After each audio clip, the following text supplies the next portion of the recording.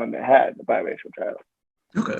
See, I think that leads to like a very good question that I didn't think of prior, but so what if you all know, like, what has the experience been for like your parents knowing that they're kind of, they're bringing in the biracial baby?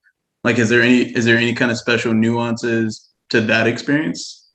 And I know this is kind of like above y'all heads and everything, but it's like if y'all had any kind of conversation with your parents, grandparents, cousins, so on and so forth, has that been is there any uniqueness to that? Like, yeah, so like my parents, like I said, in the Philippines, it's like the races like Chinese and Filipino, they're not very, intertwined, like they're very segregated in the Philippines. So when my Chinese side of the family and my Filipino side of the family find out that my mom and my dad wanted to get married and had a baby already, they weren't very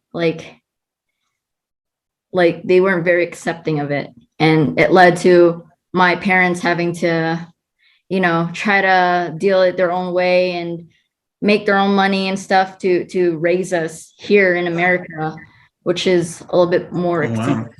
Yeah.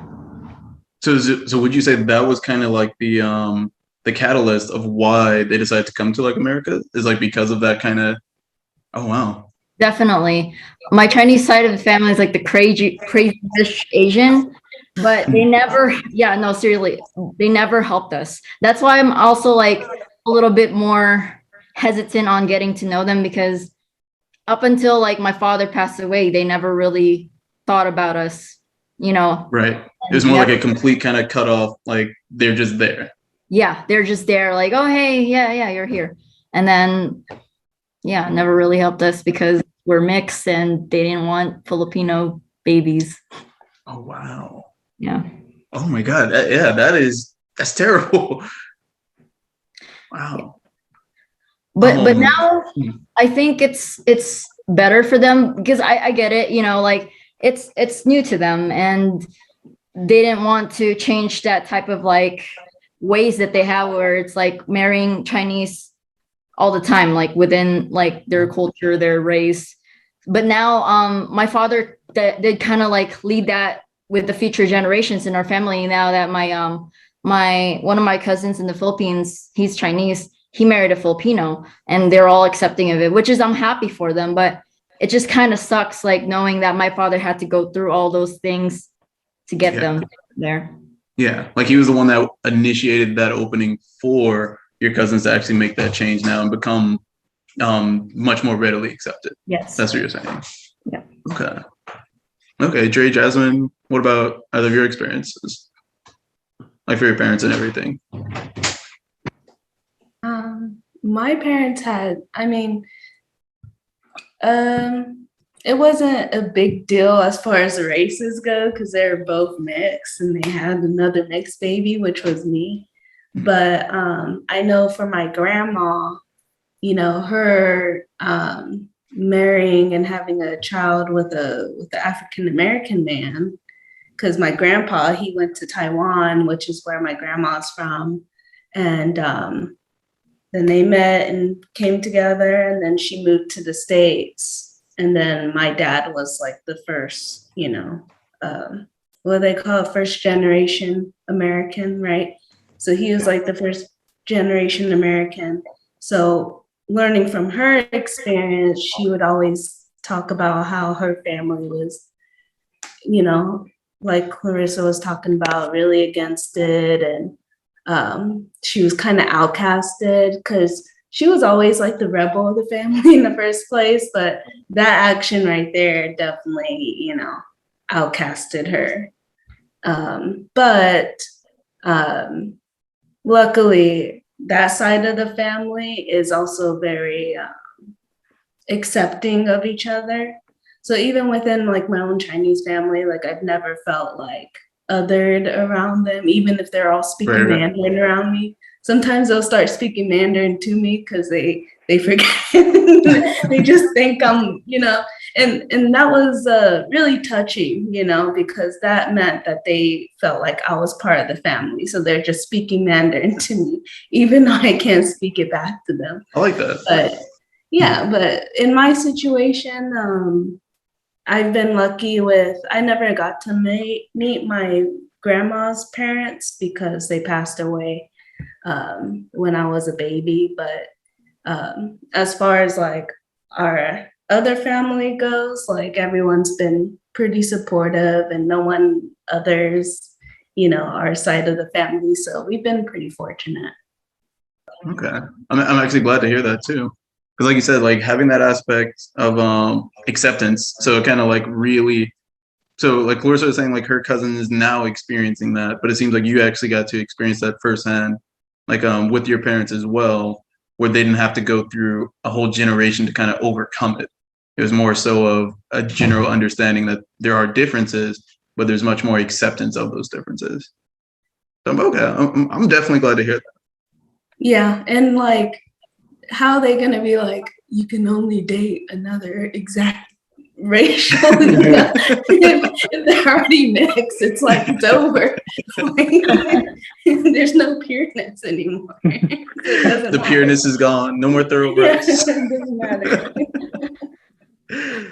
And Dre, I remember you were saying with your family, there's a lot of like other biracial babies, like within it. So would you say like with your parents, the situation was also more normalized, or was there any kind of like shock as well?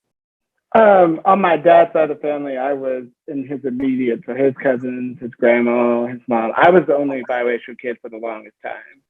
So it was a little different on that side, but that was my black side of the family. I would definitely say my mom, I wouldn't say she had a more difficult issue, but I think she saw the issue as the most changed issue. Like, I mean, I think that, like I said, she's adopted. Everybody thought I was adopted.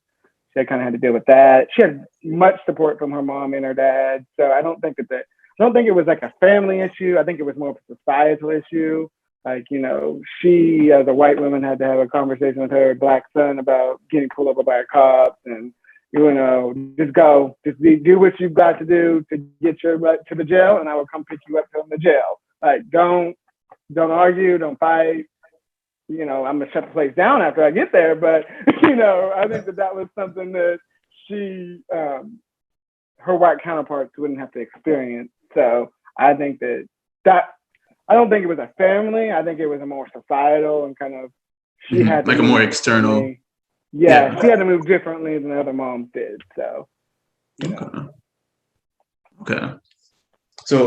So one question. This will be our closing question. I don't want to hold y'all up for too long, even though I am enjoying this and I'm learning a lot about, the actual biracial experience too. Like, because everyone's technically mixed for the most part.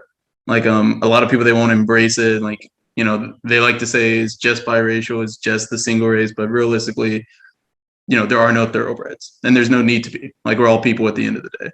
But the one question I want to ask, let me make sure I read it correctly. It's a long one, so if y'all need me to repeat it, let me know. But so what I was going to say is with interracial dating becoming more common, and it's predicted around the year 2014 that the population will mostly consist of non-white individuals who are some form of multiracial. So what are your thoughts on this trend?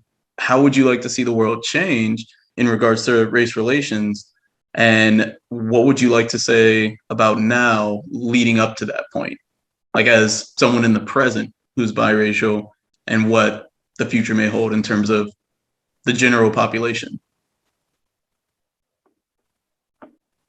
You're gonna have to ask us individually the 3-part question again.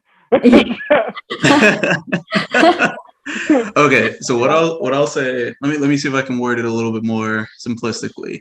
So I will say, what are your thoughts on the future population becoming predominantly biracial? I think it's showing that we're more accepting of others. Yeah. Short and sweet from this. Short and sweet. Also, I forgot what to say, so. Okay. I mean, I think it's a good thing overall. But I do think even though someone's like mixed, they can still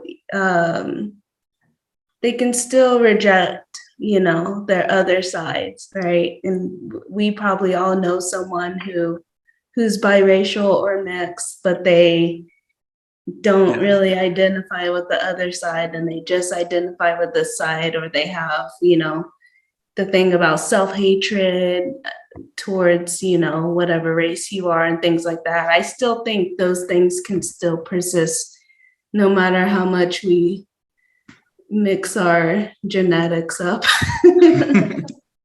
I think, I mean, hopefully society will stop the nonsense, stop the hoopla, but, you know, at the end of the day,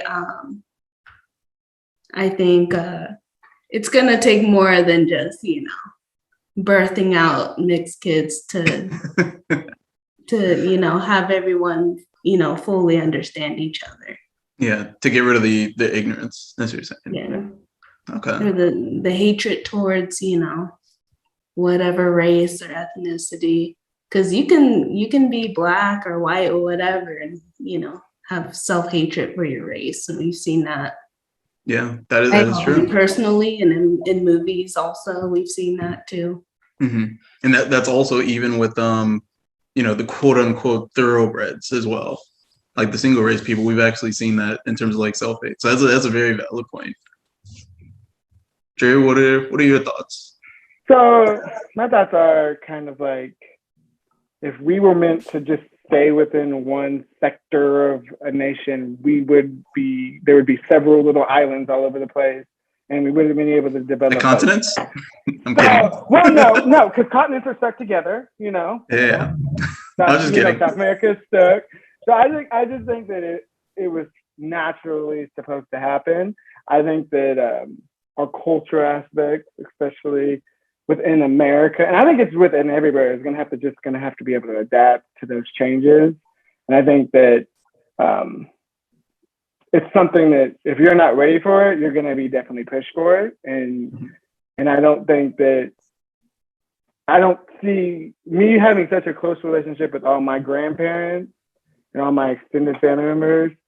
I don't think that someone could just say, no, I'm not going to talk to that person because they're this or not because of that. I think that is going to be like, you know, what Krista kind of stated, kind of the introduction.